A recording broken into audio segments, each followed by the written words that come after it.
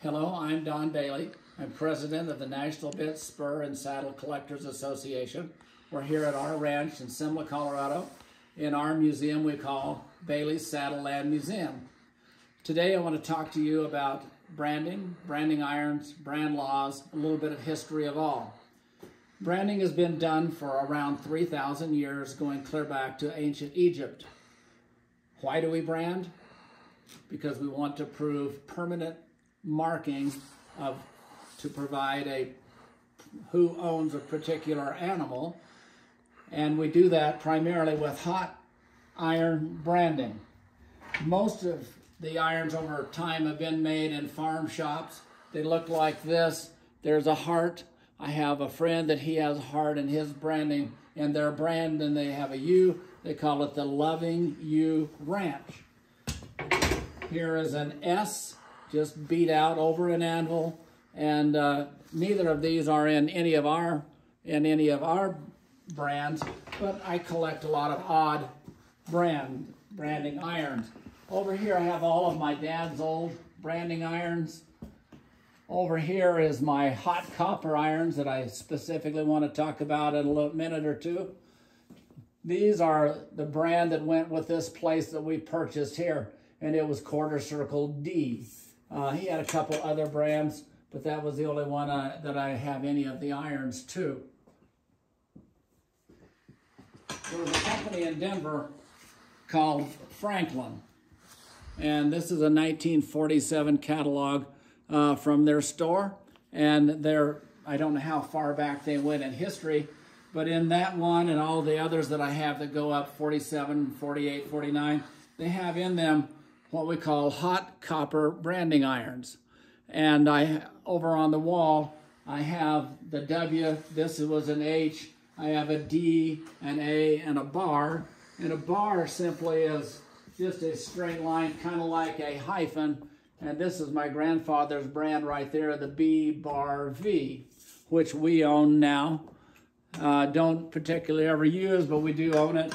And it means a lot to us to keep a brand like that in the family. My dad's brand was this one up here, and we do occasionally use it, Quarter Circle BL.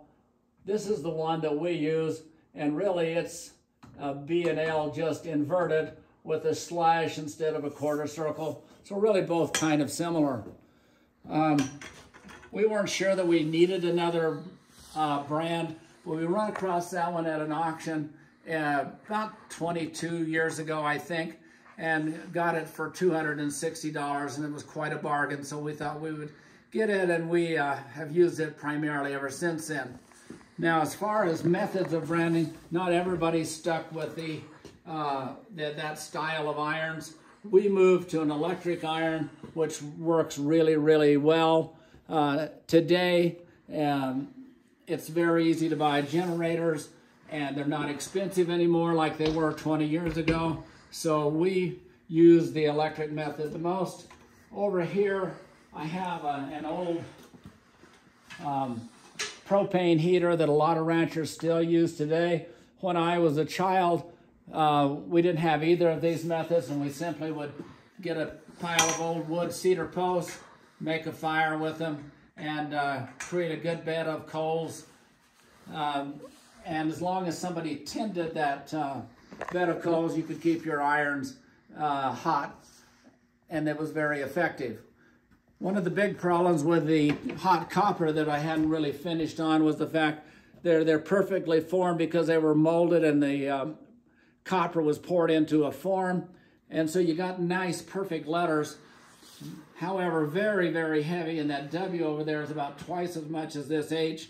And if you branded 200 or 300 calves in one day and you had to carry this around, I think you'd be rather tired of it because they were way heavy. And on top of that, the main reason that they wanted them was because they got hot really fast, but they also got cold extremely quick also. How did families choose their brand? A lot of them used letters that would match their name or some particular shape that they liked. For example, up here above, you can see that we have a diamond in this one with a with an A, quarter circle standing. There's another diamond on another one over there, the Diamond H. These are all brands of my uncles, and this Diamond A was supposed to be mine. One time my aunt came and asked me though, she said, we have a problem with the brand, and I thought, okay, we're in trouble, and that's how it turned out. But I said, well, what's the problem? And she said, well, someone offered me a lot of money for it. And I said, well, how much was that, Helen? And she said, $10,000. And I immediately said, well, Helen, I'm not going to give you $10,001 for it, so I guess if you're intent on selling it, you're just going to have to. And then I said, well, who in the world was that person that could afford to pay that kind of a price for a brand? And she said, well, she never heard of the guy, but he was somewhat famous, she thought. And he was an athlete, and she thought maybe a baseball player, but she couldn't remember. I said, well, what was his name? And she said, well, Billy Martin.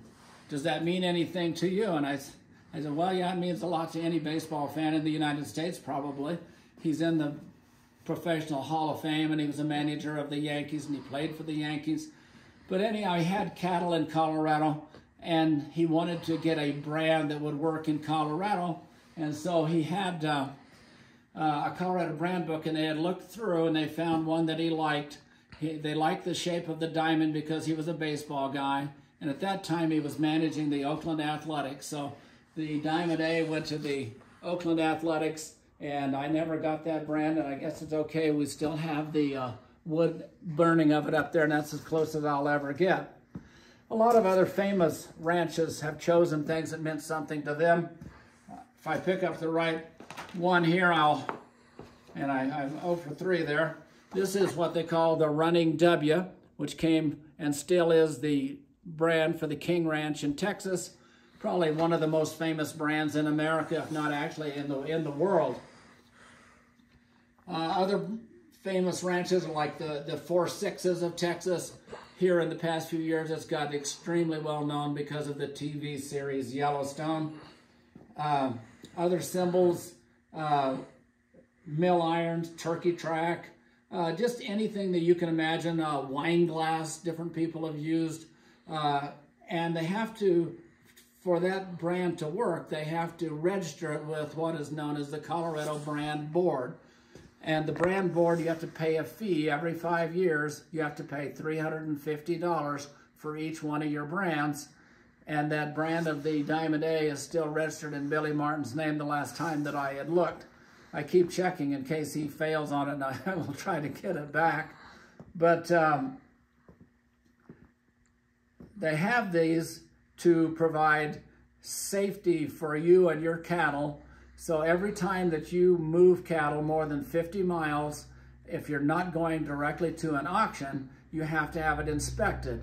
And in Colorado, they have around 30-some brand inspectors, and they will come to your ranch, and he will look at every individual one of your cattle as they're going up a loading chute or in a pen beforehand, and to prove that you actually own those cattle before they go on the truck.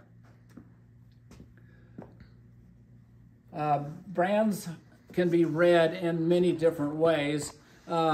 If you look in the brand book and you think you know how to read like quarter circle BL, but you'd probably have to say quarter circle shedding water to get it and look it up, and then you could find out who actually owned that particular brand.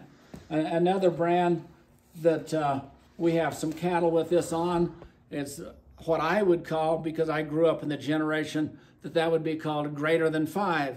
My dad would have said that's half diamond 5. And so there are different ways to read the same brand. You can read them differently because not everybody thinks exactly the same.